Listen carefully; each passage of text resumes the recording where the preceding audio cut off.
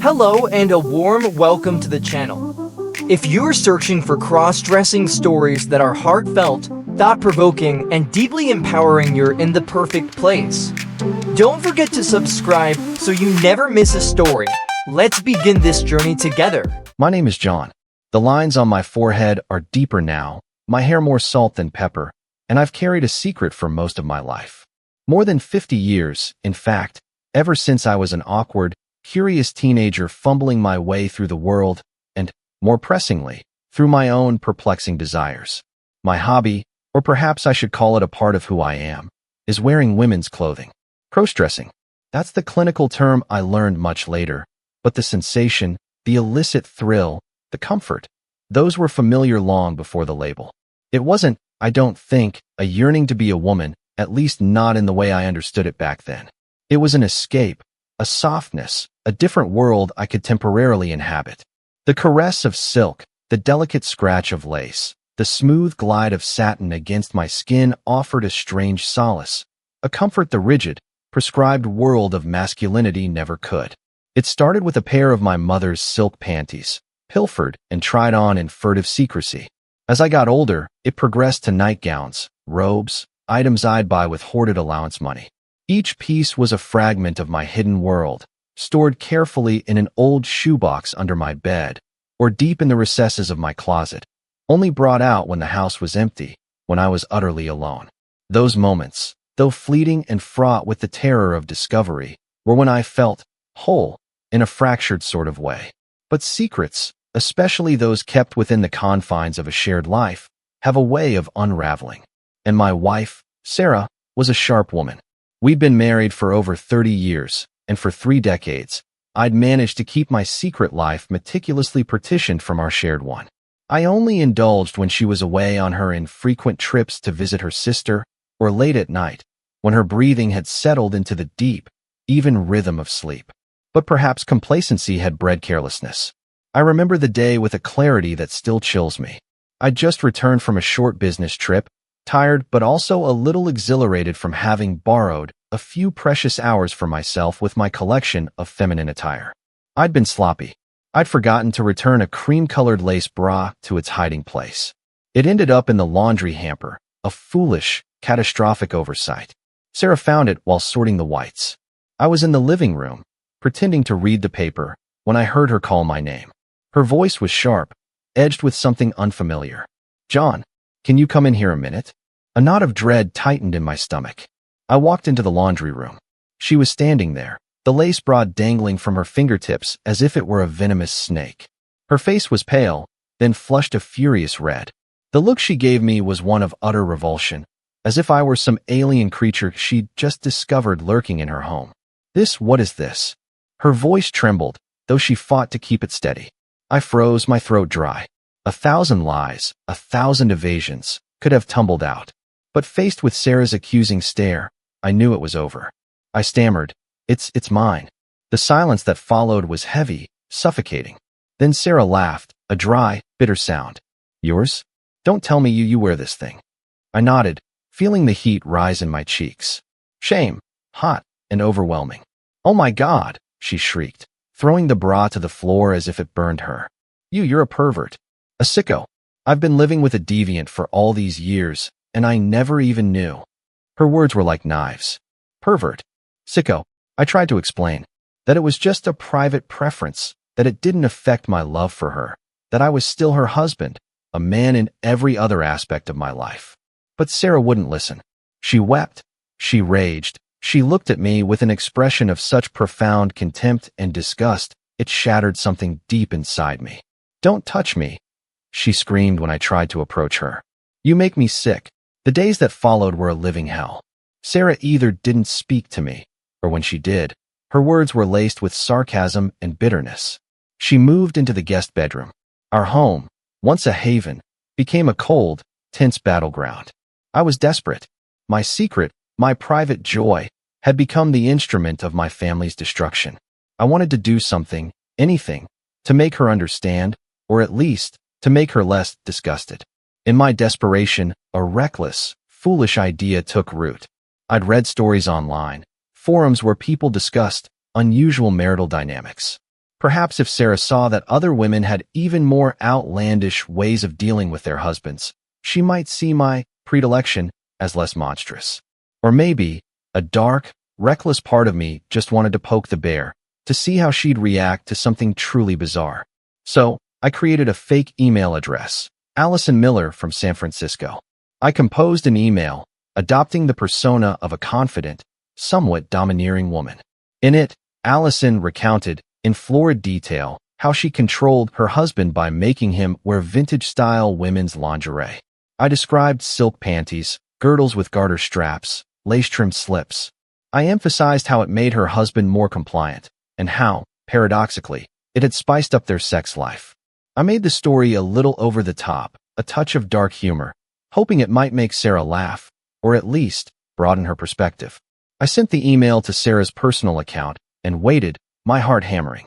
A day passed, then two. A week. Nothing.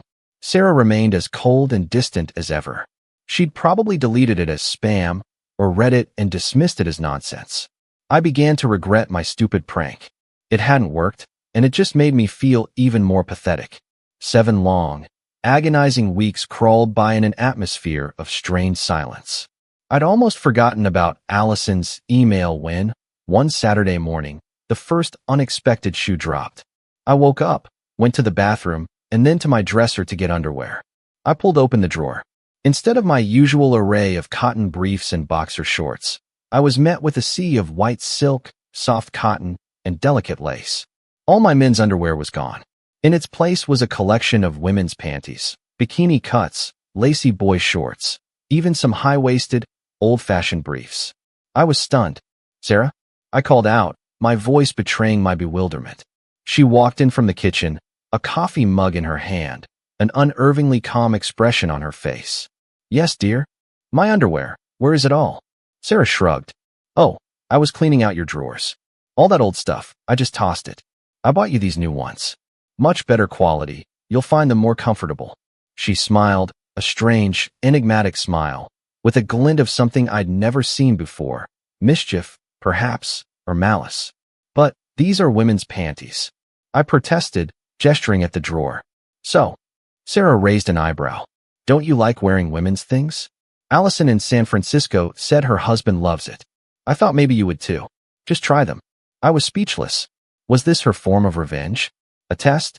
I stared at the delicate garments, feeling a mixture of profound humiliation and a deeply buried, undeniable flicker of curiosity. With no other option, I closed my eyes and picked out a pair of white silk panties. The feel of the soft fabric against my skin was strangely familiar, yet this time, it wasn't a secret indulgence. It was an imposition, a public, at least to her, surrender. When I came out of the bathroom, Sarah was waiting, holding a black lace bra. "You're missing this," she said, her voice syrupy sweet and terrifying. "Your size is probably a 36B, wouldn't you say?" I took a guess. I wanted to argue, to scream that she was insane. But one look at the unwavering resolve in her eyes told me any protest would be futile. Reluctantly, I put on the bra. It was tight, the underwire digging into my ribs, the straps biting into my shoulders.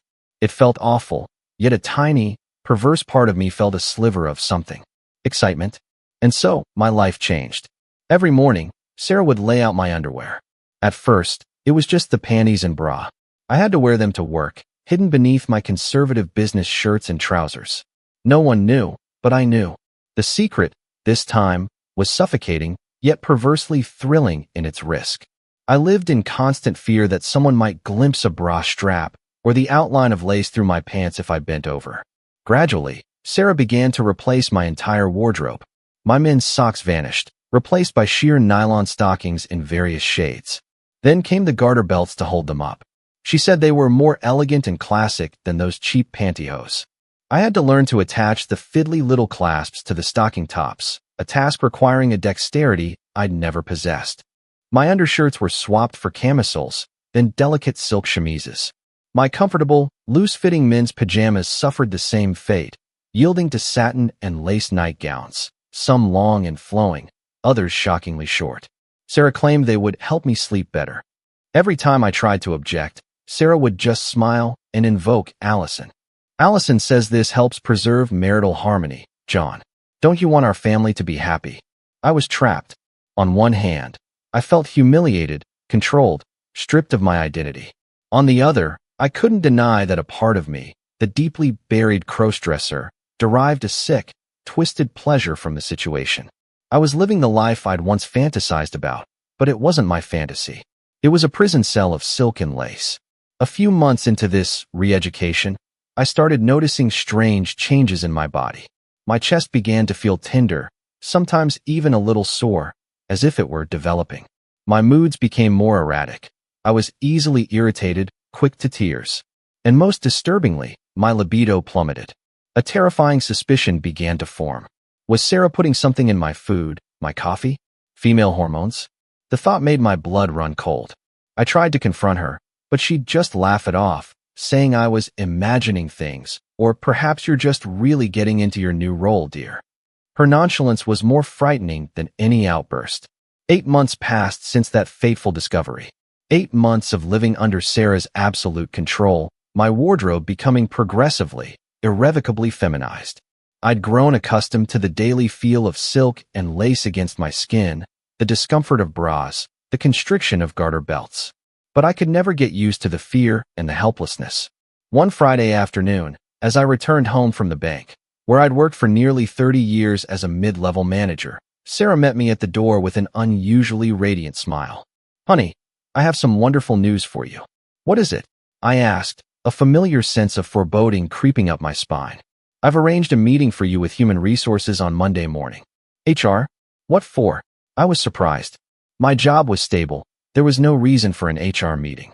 Sarah took my arm, leading me into the living room, to announce a big change. A wonderful change. She looked at me, her eyes sparkling with an almost manic glee. I've already spoken with them. I told them that you, John Woodcock, are in the process of transitioning, and that starting Monday, you'll be coming to work as a woman. I was stunned. My ears were ringing. Transitioning? Working as a woman? This wasn't a joke anymore. This was a nightmare. Sarah, are you insane? I shouted, the first real show of defiance I'd mustered in months. I'm not transitioning. I never wanted to transition. Oh, don't kid yourself, John, Sarah said, her voice still sweet, but now underscored by an icy resolve. You enjoy wearing women's clothes, don't you? Allison told me so. And you've been wearing them for 8 months now. This is just the next logical step. Besides, she leaned in, her voice dropping to a conspiratorial whisper. I may have mentioned to HR that if they weren't accommodating, they might face a rather nasty discrimination lawsuit. They were very cooperative. I felt the strength drain out of me. Sarah had thought of everything. She had me cornered. So what do you want me to do? I asked, my voice hoarse. It's simple. This weekend, we're going shopping. You need a new work wardrobe. Dresses, blouses, heels. Oh, and wigs. Your hair is far too short. And then you'll need to learn how to apply makeup. I'll help you. Sarah smiled, the smile of a conqueror. From Monday on, everyone at the bank will call you Mrs. Allison Woodcock. I think the name suits you. Allison, the ghostly name I had conjured, now to become my public identity. That weekend was a blur of humiliation. Sarah dragged me through department stores, forcing me to try on an endless parade of women's business attire.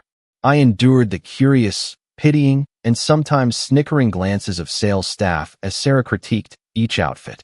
I bought pencil skirts, silk blouses, and sensible, low-heeled pumps. Sarah also selected several wigs, ranging from a smart, professional bob to longer, softer styles. She taught me how to apply makeup. Foundation, powder, blush, mascara, lipstick. My rugged, masculine features looked grotesque under the layers of cosmetics. She coached me on how to walk, how to sit, how to modulate my voice to sound more feminine.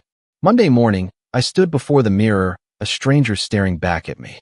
A middle-aged woman, awkward and unsure, in a navy blue dress, low heels, and a neatly styled brunette wig. Beneath it all, of course, was the full complement of female undergarments Sarah had selected.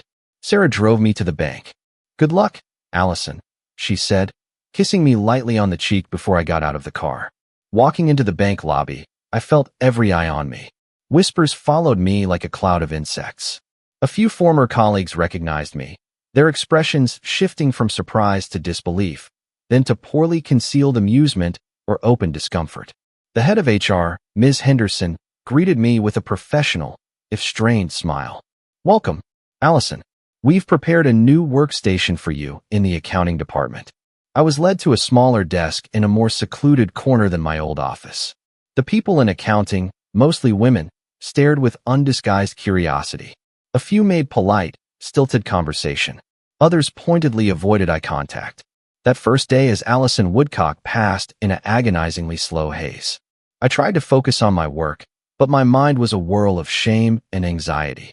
Every time someone called me Mrs. Woodcock or Allison, I flinched internally.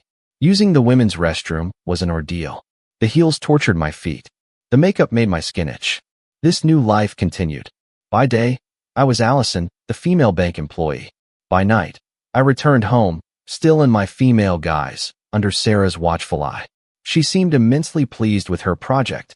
She controlled everything, my clothes, my hair, even the way I spoke. The physical changes I'd suspected became more pronounced. My breasts had indeed developed slightly, enough to be noticeable beneath my bra. My skin seemed softer. The hair on my arms and legs grew sparser. The suspicion that Sarah was secretly administering hormones became a certainty in my mind, though I had no proof and was too broken to truly confront her anymore. I lived in a state of quiet terror and resignation. 18 months passed since I began working as Allison. 18 months of living in another person's skin, another gender's costume. I'd grown accustomed to the morning ritual of makeup, to the feel of heels, to the stares. But I never felt like Allison. Inside, John was still screaming, a silent, unending protest. One day, Ms. Henderson called me into her office. "Allison," she began, her tone carefully neutral, "the bank is undergoing some restructuring. And we have an offer for you. It's an early retirement package with a rather generous severance." Early retirement? I was stunned. I still had several years before I was due to retire. It was clearly a way for them to get rid of me gracefully. But strangely, I didn't feel angry. Instead, a tiny spark of hope ignited. Early retirement meant escaping this place, escaping the daily performance of being Allison. Maybe, just maybe, I could start over, somewhere else, reclaim some part of myself. I accepted the offer.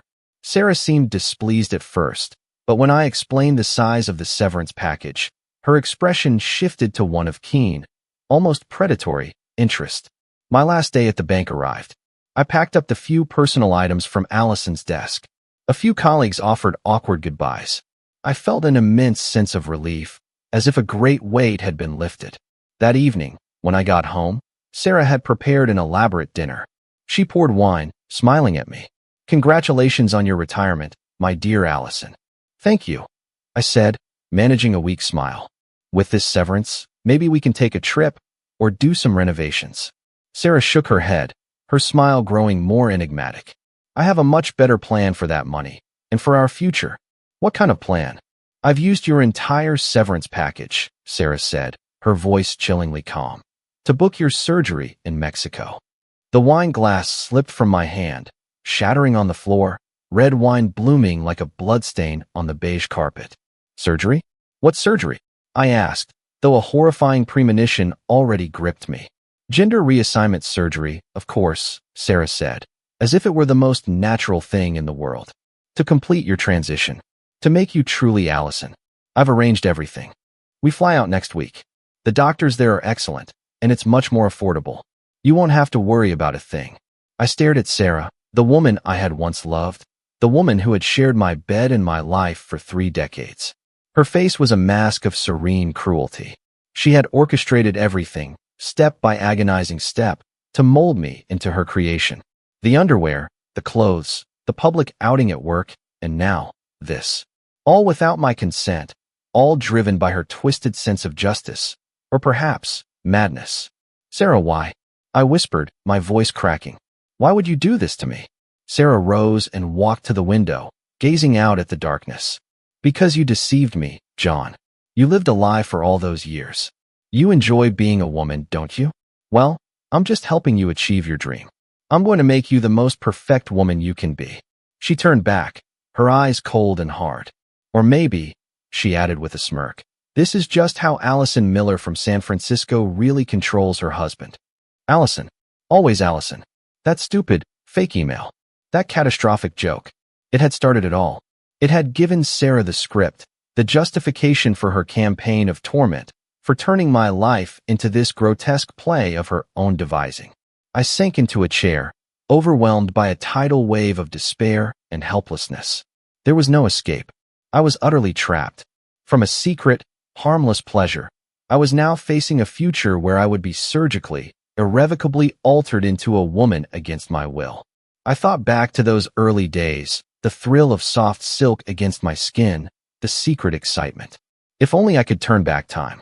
If only I'd never sent that damned email. If only Sarah had just raged, then forgiven, or even divorced me. Anything would have been better than this. But there were no if-onlys. Next week, I would go to Mexico, and John Woodcock would cease to exist, replaced by Sarah's creation, Allison Woodcock. I didn't know if I could ever accept this fate, or if I had any fight left in me. I only knew one thing for certain. My foolish prank email had become the greatest tragedy of my life. A tragedy named Allison. And I would have to live with it, likely for the rest of my days, consumed by a regret too profound for words and a pain that would never truly fade.